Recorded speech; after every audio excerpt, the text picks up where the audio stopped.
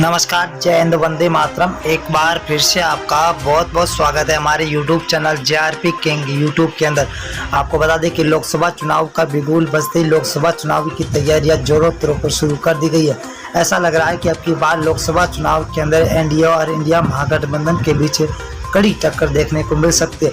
वही सूत्रों से हवाले से यह भी खबर आ रही है कि अब की बार एनडीए को इंडिया अलायंस की ओर से कड़ी टक्कर देने की तैयारियां शुरू कर दी गई है। तो अगर सी वोटर सर्वे, फलोदी सट्टा बाजार और एबीपी न्यूज़ सर्वे की बात करें तो चुनाव से पहले ही राजस्थान इंडिया का देखा जाए तो भौगोलिक क्षेत्र के अंदर लोकसभा सीटों का बंटवारा अब शुरू होने वाला।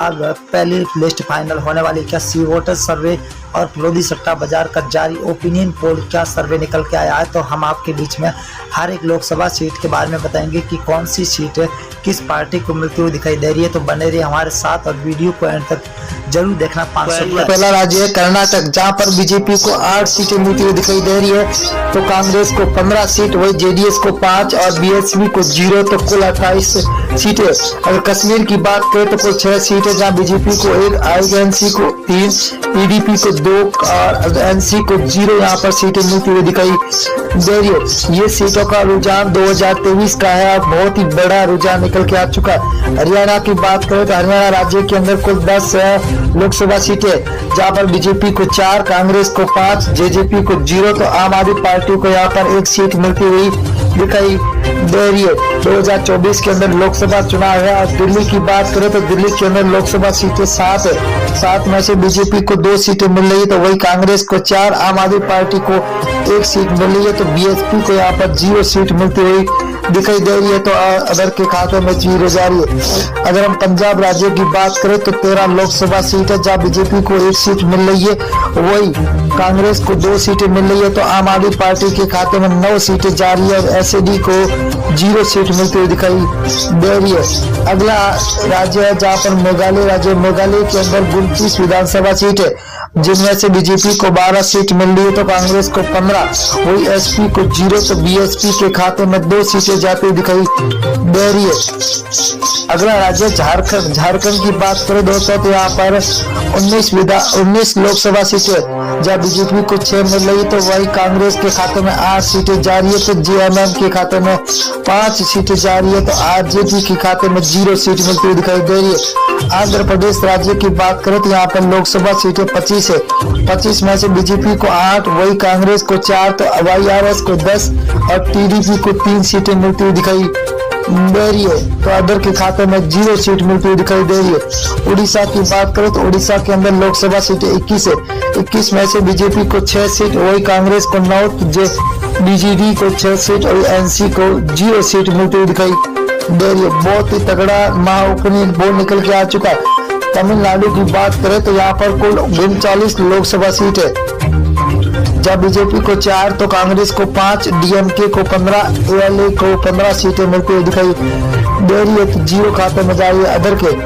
अगर हम बिहार राज्य की बात करें तो कुल 40 लोकसभा सीट है, जहाँ बीजेपी को 12 सीट मिल रही है, तो वही कांग्रेस को 5 सीट, आरजेडी को 15, तो जेडीयू को 8 सीटें मिलती हुई दिखाई दे रही है, तो अदर के खाते में 0 सीट मिलती हुई दिखाई दे रही है।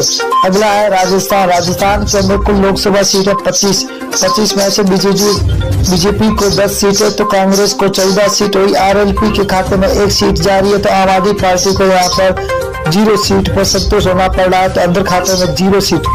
उत्तर प्रदेश की बात करें तो कुल 80 विधानसभा सीटें है, जहाँ बीजेपी को 32, वही कांग्रेस के खाते में 14, एसपीए के खाते में 27, बीएसपी को 2 सीटें, वही अदर के खाते में 5 सीटें जाती हुई दिखाई दे रही है।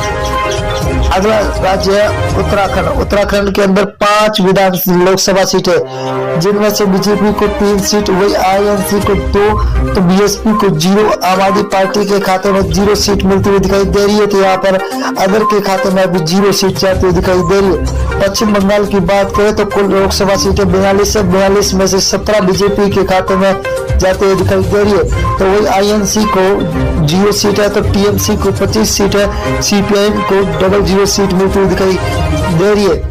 आंध्र प्रदेश की बात करें तो आंध्र प्रदेश के अंदर लोकसभा सीटें 2 है, जहां पर बीजेपी को 1 सीट मिल रही है, तो यहाँ पर कांग्रेस को खाते में 1, एसपी को 0, तो बीएसपी के खाते में भी 0 सीट जाती हुई दिखाई दे रही है, तो अदर के खाते में 0। अगर हम मेघालय की बात करें तो मेघालय के अंदर लोकसभा सीटें 2 है। 2 में से बीजेपी के खाते में 0 सीट, 1 सीट जा रही है, तो वही कांग्रेस को 1 सीट मिल रही है। तो एसपी को 0, तो बीएसपी के खाते में भी 0 सीट जाती हुई दिखाई दे रही है। अगला राज्य है जहाँ लक्षद्वीप है। लक्षद्वीप के अंदर लोकसभा सीट 1 है, वही 1 कांग्रेस के खाते में जाते हुए दिखाई दे रही है। तो बीजेपी को यहाँ पर 0, एसपी और बीएसपी के खाते में भी 0 सीट जाती हुई दिखाई दे रही है। अगला राज्य है महाराष्ट्र। महाराष्ट्र के अंदर 48 लोकसभा सीटें हैं, जहाँ बीजेपी को 15, कांग्रेस के खाते में 14, तो एसएचएस को 10 और एनसीपी को 8 सीटें मिलती दिखाई दे रही है। तो अदर के खाते में 0 सीट जाती हुई दिखाई दे रही है। छत्तीसगढ़ राज्य की बात करें तो यहाँ पर लोकसभा सीटें 11 में से बीजेपी को 6 सीट मिल रही है, तो आईएनसी के खाते में 5, आम आदमी पार्टी को 0, बीएसपी को यहाँ पर 0 सीट मिल रही है, तो अदर के खाते में भी 0 सीट जाती हुई दिखाई दे रही है। तेलंगाना की बात करें तो कुल 17 लोकसभा सीटें, जहाँ बीजेपी को 3 सीट, वही कांग्रेस को 5, तो टीआरएस को 7, एआईएम को 2 सीटें मिलती हुई दिखाई दे रही है। बहुत ही बड़ा तगड़ा झटका लगता हुआ दिखाई दे रहा है आपकी बात। अगर केरल की बात करें तो केरल के अंदर 20 लोकसभा सीटें, जहाँ बीजेपी को 1 सीट मिल रही है, तो कांग्रेस को 10 सीटें, वही एलडीएफ को 9 सीटें मिल रही है, तो यूडीएफ को 0 सीट मिलती हुई दिखाई दे रही है, तो अदर के खाते में 0 सीट जाती हुई दिखाई दे रही है। असम राज्य की बात करें तो कुल 14 सीट है, जहाँ बीजेपी को 7, को कांग्रेस को 6, एआईयू को 3 और अदर के खाते में 0 सीट जाती हुई दिखाई दे रही है। बहुत ही बड़ा तगड़ा झटका सभी को मिलता हुआ दिखा। गुजरात की बात करें तो कुल 26 लोकसभा, जब बीजेपी को 12, कांग्रेस को 6, तो आम आदमी पार्टी को 8, बीएसपी के खाते में 0 सीट जा रही है, तो अदर के खाते में भी